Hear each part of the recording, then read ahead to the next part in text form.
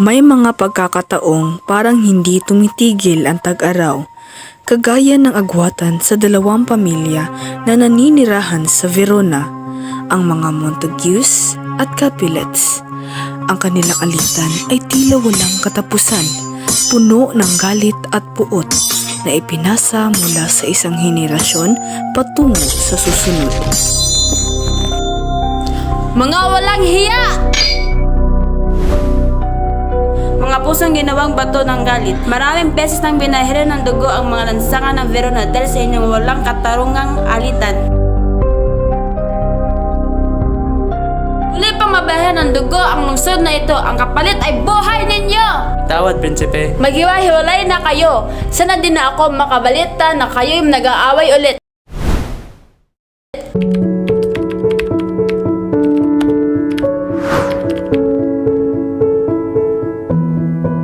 Romeo, Juliet, Rosalind, Lady Capulet and Lord Capulet, Nurse, Tybalt, Mercutio, Count Paris, Prince Escalus, Friar Lawrence.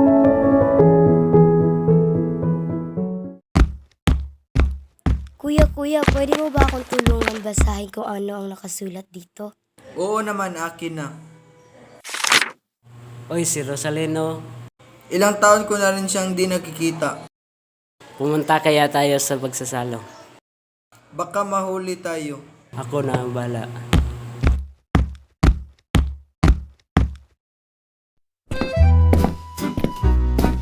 Sa daming tao, paano ko siya mahanap? Iwala lang, kaibigan.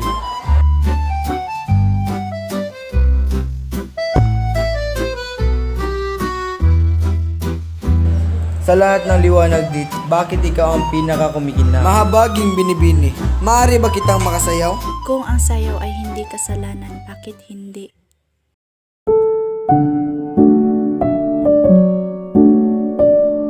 Parang ang mundo'y tumigil nang mahawakan ko ang iyong mga kamay. At para ang ingay ng paligid ay naglaho, hindi ko alam kung bakit pero payapa ako. Kung ang aking labi ay nagkasala sa iyo, hayaan mong ang halik ang magpatawad. Kung ang halik ay panalangin, handa ako makinig.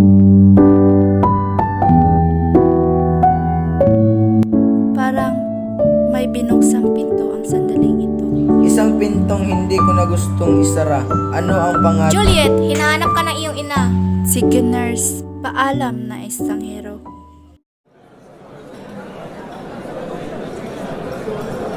Juliet, halika. Siya si Count Paris. Sa tulong niya, mas lalakas ang kapangyarihan ng mga Capulet. Magandang pagbati, binibining Juliet. Magandang pagbati rin. Siya ang gusto kong pakasalan mo. Ano? Ayoko, itay! Kakausapin ko lang po siya. Huwag kang mag-alala, Paris. Magpapakasal kayo. Ano nangyari sa isip mo at ngumingiti ka ng ganyan? Nurse, ako ay napaibig sa kasayaw ko kanina. Ang bilis naman para sabihin mong umiibig ka na. Ang kanyang halik ay mahiwa. Ano, Juliet? Nagpahalik ka sa isang estranghero? Ano naman, nurse? Hay nako, mga kabataan nga naman. O siya, ito na ang mga gamit mo. May magagamit ka ba dyan?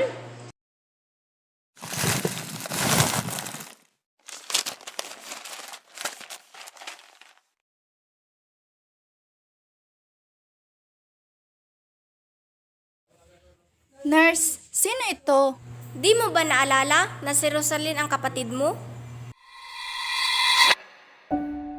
1, 2, 3, smile!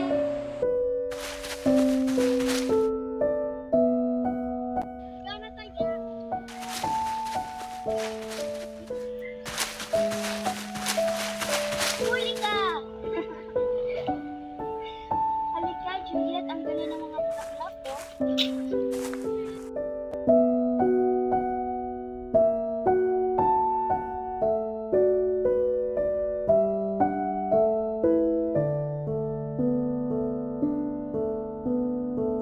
Juliet, may pupuntahan lang ako saglit ha. Diyan ka muna.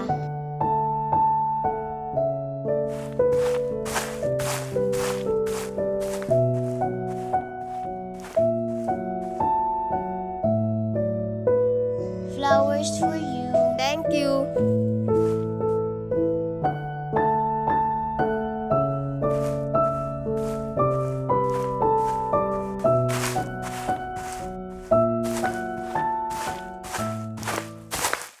Nasaan na yung dalawa? Ando, naglalaro. Halika nga!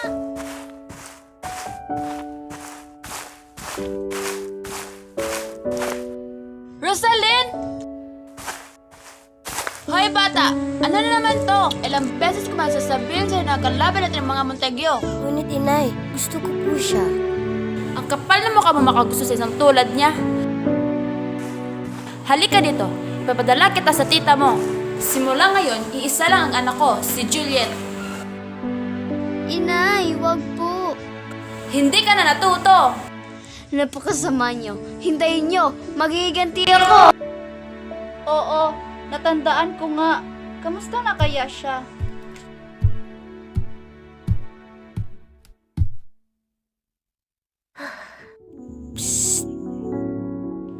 Uy, ba't nandito ka? Gusto kong malaman ang pangalan mo, Binibini. Ako'y tila napaibig na sa iyo. Ako si Juliet. Juliet Capulet. Ang anak ni Lord Capelet? Ang kapatid ni Rosalind? Oo, bakit? Anong problema? Ako si Romeo. Romeo Montague. Isang Montague? Ngunit ano ang meron sa isang pangalan? Kung ang rosas ay tawagin sa ibang pangalan, mabango pa rin ito. Ako rin, Romeo. Ngunit gusto akong ipakasal ng ama ko kay Count Paris. Magpakasal tayo bukas sa simbahan. Hihintayin ka namin ni Friar Lawrence. Sige, pupunta ako. Paalam, Juliet.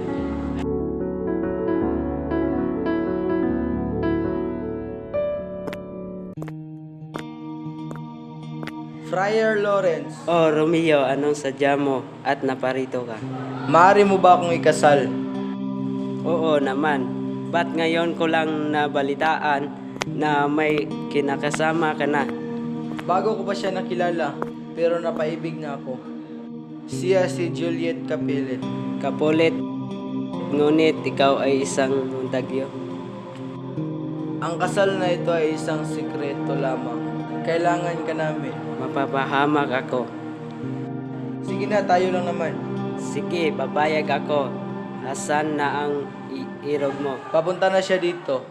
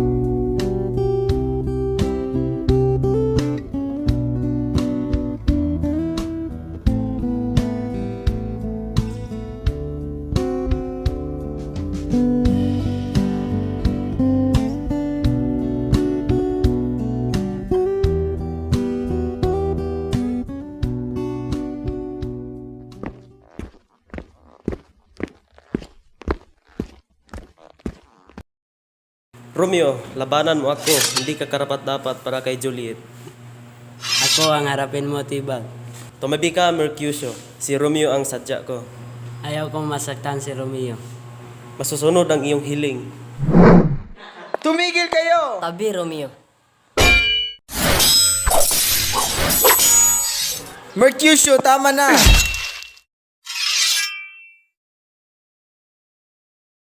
Mercutio, kaibigan. Magbabayad ka!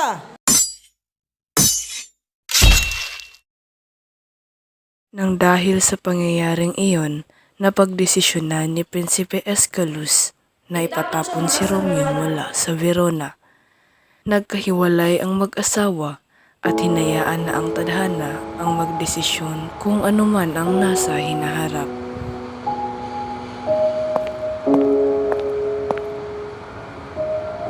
Ba't ka umalis kanina?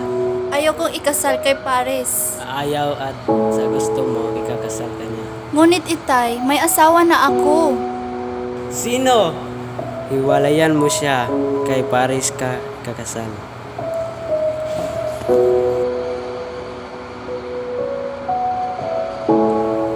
Tahan na, kailangan mong hiwalayan si Romeo. Pero nurse, siya lang ang mahal ko. Si Romeo lang. Wala na tayong magagawa. Utos yan ng itay mo. Kailangan nating sundin. Ayoko, ayoko, ayoko.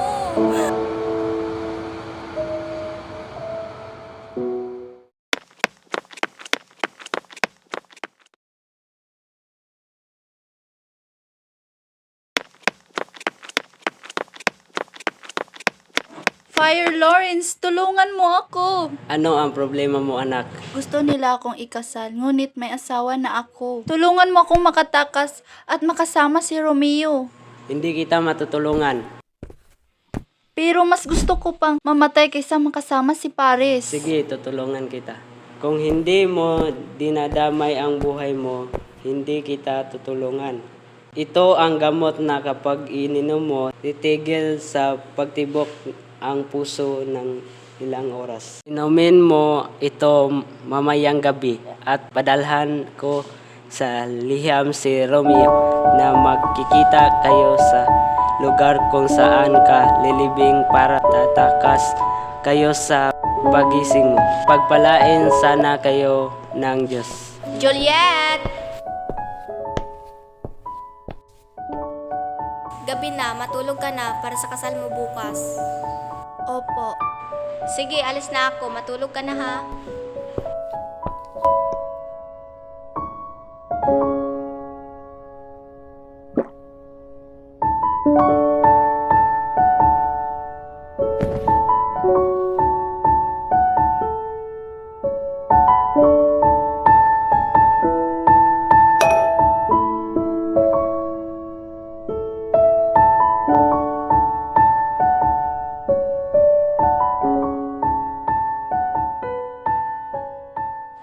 Hoy, gising na! Ikakasal ka na!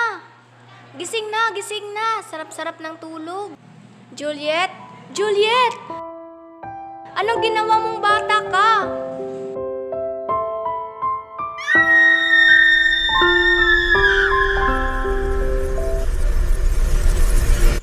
Natanggap ni Romeo ang sulat at agad-agad itong pumunta sa libing ni Juliet. Sa pagkakataong iyon, nadiskubre din ni Friar Lawrence na mali ang binigay niyang lason kay Juliet. Juliet, andito na ako. Gising na. Sino ka? Nang makarating siya ay huli na ang lahat. Kitang-kita sa mata ni Romeo ang pagkadismaya sa pagtataksil ng padre. Di mo na ako talaga kilala? Ano sa isa ibang mabuhay? Kung makalimutan mo ang ating alaala.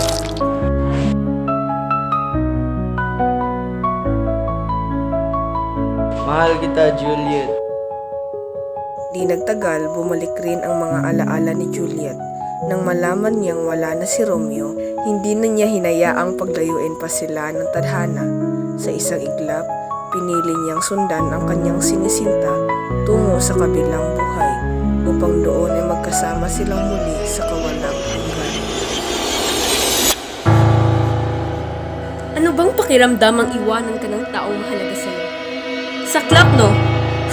Sa wakas, nakaganti rin ang inapi. Sa karaming taon, nagsaya kayo. Sobrang saya. Na para bang wala kayong anak na itinakwil, no? Andun ako kay Tia. Hinawa akong alalay. Habang uminiti kayo, tumutulo rin ang luha ko. Ang lahat na ito ay parte ng plano ko. Nakilala si na Romeo ulit dahil sa akin. Yung pinainom ni Friar Lawrence kay Juliet, pinalitan ko ng pampalimot. At ngayon, tagumpay. Nagtagumpay ako. Nakunin ang pinakamahalaga sa inyo. Nahulog kayo sa patibong ko.